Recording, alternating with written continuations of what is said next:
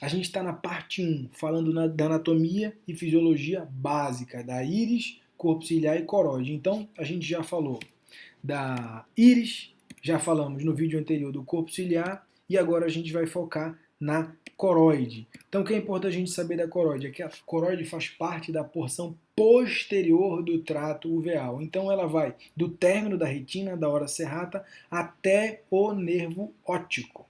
Tá? Então, ela é um tecido pigmentado, então tem tanto melanócitos quanto melanossomos dentro das células. Então, nessa imagem, a gente consegue ver, aqui é a retina e aqui é a coroide, tá certo? Então, o tecido extremamente vascularizado e pigmentado, enquanto o corpo ciliar e a íris são aqui. Então, aqui é a parte anterior do trato uveal e a coroide é a parte posterior do trato uveal.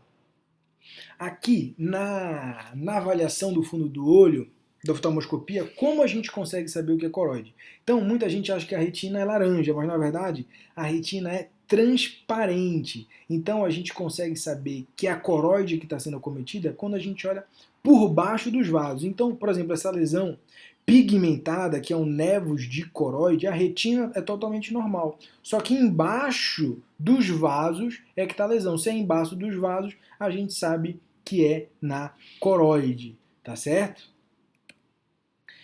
Quais são as funções da coroide? Então, a grande função da coroide é nutrir as camadas externas da retina através da corocapilar, que é um vaso derivado das ciliares, que é derivado da artéria oftálmica, tá bom? Além disso, ela permite o controle térmico ocular. Então, à medida que o sangue vai passando, ela vai retirando esse calor. Então, isso é muito importante para manter o equilíbrio ocular. Em relação aos vasos, ela é um tecido predominantemente vascularizado, então ela tem um alto fluxo vascular, é proporcionalmente o maior do corpo humano, inclusive maior do que os glomérulos renais. Então aqui, como a gente consegue ver, esse é um fundo do olho de um albino que tem quase nada de pigmentação e a gente consegue ver os grandes vasos da coroide posteriormente a esses vasos retinianos. Esse é um exame também chamado de indocianina verde. Então, diferente da angiofluorescina verde, porque aqui a luz envolvida no processo ela tem um comprimento de onda maior que 790, maior que o vermelho. Ou seja, por ter um maior comprimento de onda, ela consegue penetrar muito mais. E ao conseguir penetrar muito mais, ela consegue captar imagens da coroide, ela consegue atravessar hemorragias, exudatos, catarata. Então é um exame muito bom para a gente avaliar os grandes vasos da coroide. Perceba aqui que os grandes vasos estão indo em direção às vorticosas, tá certo? E também a gente consegue visualizar os vasos da retina. O fluxo foveal é 5 vezes maior no polo posterior do que na periferia.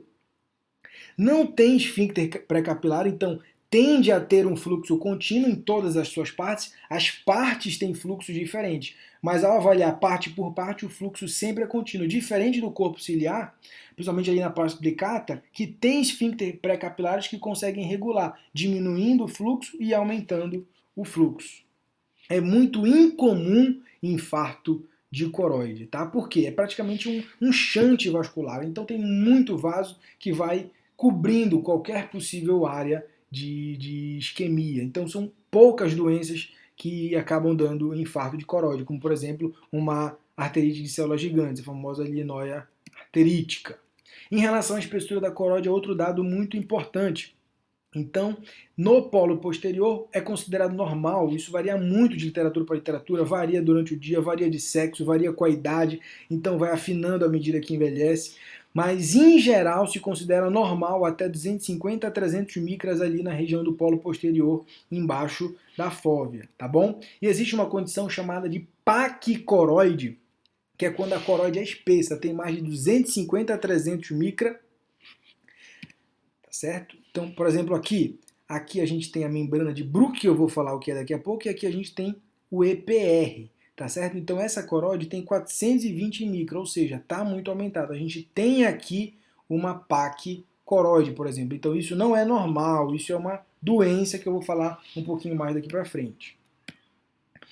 Em relação a espessura. Então a espessura sempre é maior posterior em relação à periferia. Isso vale para a retina, isso vale para a esclera, isso vale para a coroide. Só que com a exceção, a córeo-capilar, que é uma camada da coroide, os seus vasos têm um diâmetro maior na periferia do que no polo posterior. Então no polo posterior é um diâmetro de 20 micra, enquanto na periferia de 40 micra. Então tudo é maior na retina e vai diminuindo em relação à periferia, exceto a coriocapilar. E uma particularidade da esclera é que o ponto mais fino dela é próximo à inserção dos retos. Características histológicas.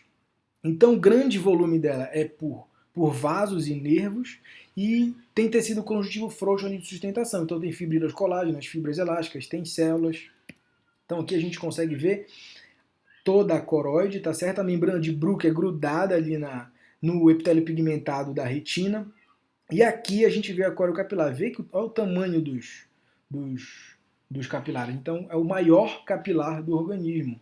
É o capilar da coriocapilar. Em relação à divisão anatômica histológica, então, o primeiro que eu vou falar aqui ela é formada pela membrana de Bruch, depois vem a camada coriocapilar, depois vem a camada de vasos maiores. Eu não vou falar aqui da lâmina fosca, que é a próxima camada. Eu vou focar mais nessas três. Então aqui a gente consegue ver aqui uma doença da pacoroide, ou seja, o que está acontecendo aqui? A camada de grandes vasos, que é a camada de Haller, a gente chama isso de paquivasos. Esses paquivasos acabam comprimindo a camada de pequenos vasos, que é a camada de Sattler, e a coriocapilar. Então nessa região delineada aqui é onde está a camada primeiro de pequenos vasos e depois a coriocapilar. Elas estão sendo comprimidas por esses paquivasos enormes, tá bom? Então é daqui para cá que a gente avalia. Então grandes vasos, aqui dá pequenos vasos, depois coriocapilar. Essa bem aqui é a membrana de Bruch, que nesse caso geralmente ela está colada com o EPR e a gente não consegue ver tão bem, dependendo da qualidade do OCT.